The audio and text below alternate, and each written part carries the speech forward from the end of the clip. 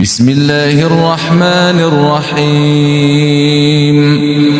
الحمد لله الذي خلق السماوات والأرض وجعل الظلمات والنور ثم الذين كفروا بربهم يعدلون.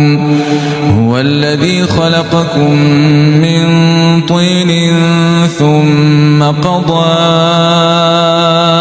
أجلا وأجل مسمى عنده ثم أنتم تمترون.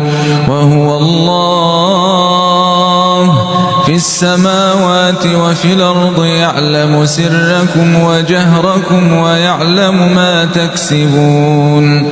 وما تأتيهم من آية من آيات ربهم إلا كانوا عنها معرضين.